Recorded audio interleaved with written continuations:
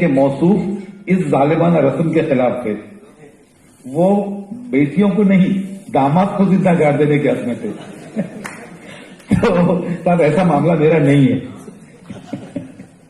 تو حضرات اب میں جناب عمر کمال فاروقی صاحب سے تو میں عرض کر چکا تھا, انہوں نے بہت اچھی تقریر کی اور ہم توقع کر رہے تھے کہ کمال فاروقی صاحب اپنا رنگ دکھائیں گے, لیکن وہ معذرت کر رہے ہیں.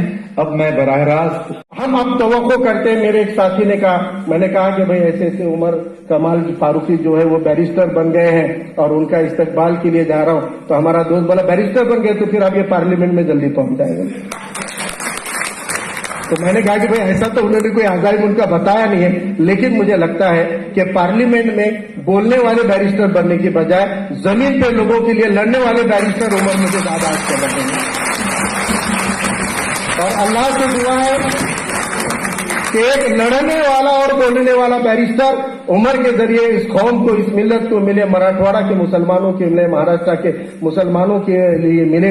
اس دعا کے ساتھ میں آپ لوگوں کا بہت وقت لیا, اس کے لیے معافی چاہتا ہوں. السلام علیکم ورحمۃ اللہ.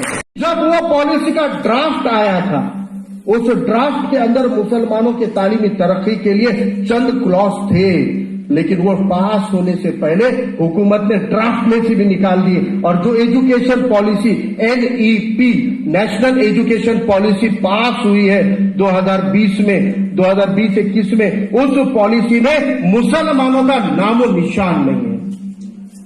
تو اس ملک کے اندر کے کروڑوں سب سے نوجوان, پورے ملک, پورے دنیا میں سب سے نوجوان ملک بھارت ہے, اور بھارت کی آبادی میں سب سے نوجوان, سب سے ینگ اگر کوئی قوم ہے تو وہ مسلمان ہے, جس کے پاس 18 سے 40 سال کے بیچ کے سب سے بڑی تعداد کے نوجوان ہیں, وہ مسلمان ہیں اس ملک کے اندر. لیکن یہ جو بچے ہیں ان کو تعلیم کے لیے کوئی پالیسی حکومت کے پاس نہیں ہے. تعلیم تو چھوڑو, پیاری تعلیم کا تو خواب ہی نہیں دیکھ سکتے. تو یہ پالیسی کب بنے گی؟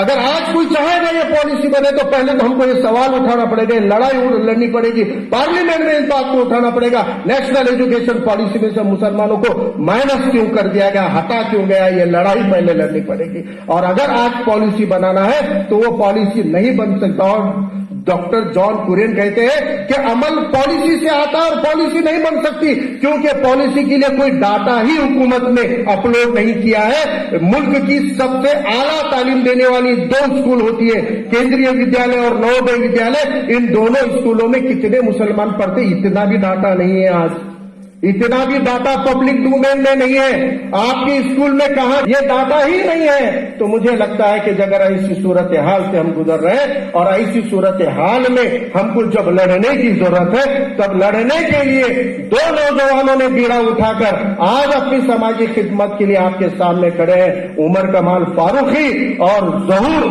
خالد صاحب. یہ دونوں نے اگر ہمت جتائی ہے تو ہم سب کو سب چیزوں کو بازو رکھتے ہوئے ان کے ساتھ میں کھڑا ہونا پڑے گا. اور امید کرتے ہیں کہ اللہ تعالیٰ ان کو یہ سب ایسے تمام فکروں سے جوڑے اور ان فکر کے لیے کچھ کرنے کا موقع عطا کرے. عام طور پہ ہمارے پاس میں جتنے بھی مسلم بیرسٹر کے ساتھ جتنے مسلمان نام ہیں وہ سیاسی پس منظر میں ہی چمکے ہوئے ہیں. بیرسٹر AR انتولے صاحب, جن کا میں بہت تہ دل سے رسپیکٹ کرتا ہوں, اللہ ان کو جنت نصیب کرے. ایک بہت بڑا مسلمانوں کا لڑوایا تھا. چلیے اسٹارٹ. الحمدللہ آج جو ہے عمر کمال فاروقی صاحب اور ظہور شیخ خالد صاحب دونوں کا جو ہے الحمدللہ جو ہے اورنگ آباد شہر میں مسلم اتحاد فرنٹ کی جانب سے شایانہ شان استقبال ہو چکا ہے. اور یہ آخری لمحات ہے جو ہم آپ سے بات کر رہے ہیں. اور میں اللہ تعالیٰ سے دعا گو ہوں کہ 2 نوجوانوں کو اورنگ آباد شہر میں قوم و ملت کی اور پورے ملک کی زبردست خدمات انجام دینے کی توفیق عطا کریں. اسی طریقے سے کمال فاروقی صاحب کے فرزند عمر فاروقی کا اب یہاں سے جرنی شروع ہو رہی ہے, ان کا سفر شروع ہو رہا ہے. اور ظہور صاحب نے جو ہے یہ اپنے 5 سال پورے کمپلیٹ کر لیے. لیکن انشاءاللہ میں آگے امید کرتا ہوں ان سے کہ یہ 2 نوجوان اس اورنگ آباد شہر کا جہاں پر سماجی نقشہ چینج کریں گے وہاں سیاسی نقشہ بھی چینج کریں گے انشاءاللہ. یہی بات کرنے کا خدا. الحمدللہ اللہ کے کرم سے عمر کمال فاروقی صاحب نے लंदन में इंग्लैंड में रहते हुए अपनी बैरिस्टर का एक ओहदा हासिल किया है, एक डिग्री हासिल की है, क्वालिफाई किया है उसको। और ज़हूर खालिद सैफुद्दीन साहब ने भी सीनेट की जो बहुत ही कॉम्प्लिकेटेड इलेक्शन प्रोसेस होती है उसको बड़ी ताकत के साथ कामयाब किया है। आज हम लोगों को सीनेट के इलेक्शन क्या होते हैं ये पता नहीं है, लेकिन हमारी कौम व मिल्लत के नौजवानों को और सभी बहुजनों को साथ में लेकर, सभी हमवतन भाइयों को साथ में लेकर एक बहुत बड़ी कामयाबी इसे माना जा सकता है। हमारे लिए, हम पिछड़े पसमानदा कौमों के लिए तो खासतौर से ये बहुत बड़ी कामयाबी है। इसलिए इन दोनों का भी यहाँ पर एक तैनाती प्रोग्राम जावेद कुरैशी साहब ने मुस्लिम इत्तेहाद फ्रंट की तरफ से रखा है। हम दुआ करते हैं कि अल्लाह ताला इन दोनों नौजवानों के जरिए हम लोगों की, कौम की, मिल्लत की और मुल्क की खिदमत का इनको बड़ा जरिया बनाए और इनको दीन और दुनिया की खिदमत के लिए चुन ले। यही दुआ देने के लिए हम खासतौर से आज इस प्रोग्राम में शिरकत की है।